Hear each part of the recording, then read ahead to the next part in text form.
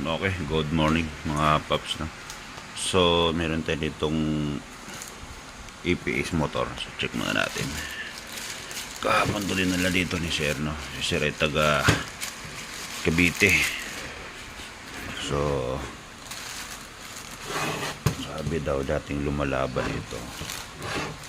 Tapos, tinabayaan nila hanggang ngayon. Wala na daw, no? Ano yata. So, check ko muna. Tingnan ko muna itong address ni Sir. Okay, so si Sir ay taga Gene 3 Cavite. So, ito mga paps, check ko muna kasi lumalaban nga daw. So, bubuksan ko muna to. Tapos, update ko kayo mamaya kung ano yung nakita natin dito na problema sa unit ni Sir, no? Kasi, lumalaban daw. O mukhang wala siyang continuity, ano? So, check ko muna. So, ito mga boss, ano, kumuha ako ng tester. So, chinik ko yung continuity niya. Hindi ko pa binuksan yan, ano. Check natin. So, dapat pag may continuity yan, mga paps, ito,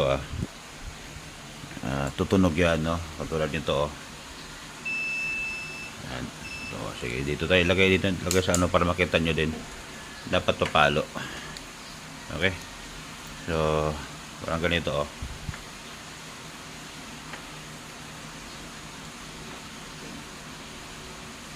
kita nyo, pumalo siya, no? So, ibig sabihin may continuity, kaya pumalo. So, ito, i-check natin to ngayon.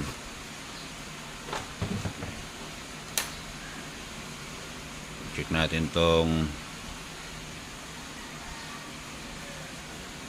ni Sir kung meron. So, kasi kapag kung mayroong continuity itong mga paps, wala dito yung sira, no? So, pwedeng nandoon sa module, pwedeng nandoon sa ECU. So, i-check natin. Ayan, o. Nakapasok na tayo. Pero ang continuity niya, ayan, sobrang baba. Okay? So, hindi talaga umangat. Ayan, o.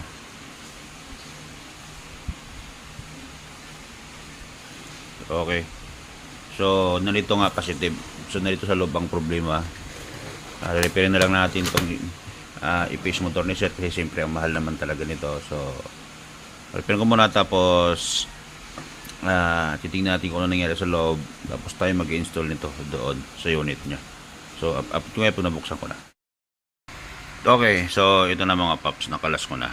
No? So, kung nakikita nyo, may sunog siya dyan, no? So ito yung pinaka ito kasi yung minsan pag ganyan mga boss nag-stack yan. So ibig sabihin yung kuryente na pumapasok sa kanya hindi solid, no? Pwedeng nag-lost or pwedeng mahina or pwedeng hindi niya kayang paikutin. So ito yung pinaka-carbon. 4 po yung carbon yan. Okay. So ito yung sa iba kasi sinasabi nila mabilis lang repairin yung mga ganito, pero mahirap po, no? So bigyan ko kayo ng idea. Kung nakikita nyo okay pa naman lahat yung mga carbon nya, okay? So sana nakita nyo yung kung ano yung pinagkaiba dyan sa 4 na yan. So syempre may mga sikreto yan kung bakit hindi umiikot yung motor na to. So ang manggagawin ko nito mga boss, i-repair ko lang muna to pagkatapos ako pupunta doon sa General Trias Cavite. Okay, so from Taytay pupunta ko doon para sa troubleshooting, pero may problema rin talaga itong unit, itong motor na to. Kita ko sa inyo. Ayan, so medyo mabagal bumalik, ano. Kung nakikita nyo, angat yan. Yung kabila lubog. Ayan, okay, dapat bumabalik yan. Okay, so update ko kayo mga paps. Okay, so tapos na mga paps yung ito EPS motor ni Sir. So install na natin ito ngayon doon sa J3. Punta tayo sa J3. So update ko kayo pag nandun ang mga paps. Okay. Okay, mga paps, so nandito na tayo sa unit ni Sir sa GMA Cavite. Akala ko kasi Tracy Martinez, ano. So nandito tayo sa GMA Cavite. So si Sir ang nagbaklas ito mga paps. Ngayon, ibabalik na lang natin, ano. So ito siya. So ibalik ko na lang muna. Ako na lang magbalik para maano natin. Saan ang tornilyo niya, Sir? So problema nito, matigas yung manibela, ano? So ito na siya, na-repair na natin. So mamaya testing natin. Okay, ito yung mga tornilyo niya. So install ko muna to. Update ko kayo pag nakakabit na natin yung dyan sa loob. Okay, update mga paps. So nakabit na natin yung EPS motor, no? So testing na natin ngayon. So testing natin.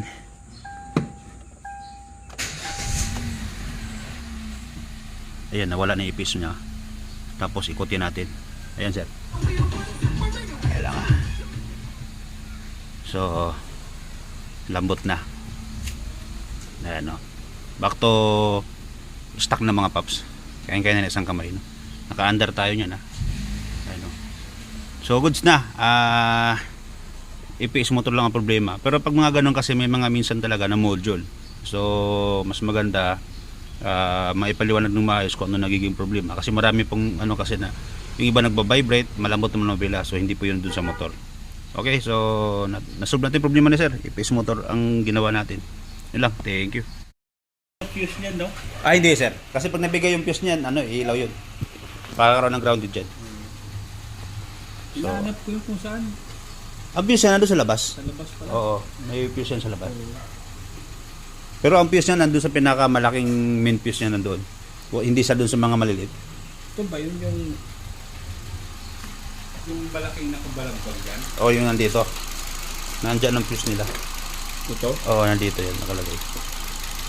Meron kasi yan, magkakasama to dito, marami yan sila dyan eh. Kaya pag naputok yan, mahirap pag baklas.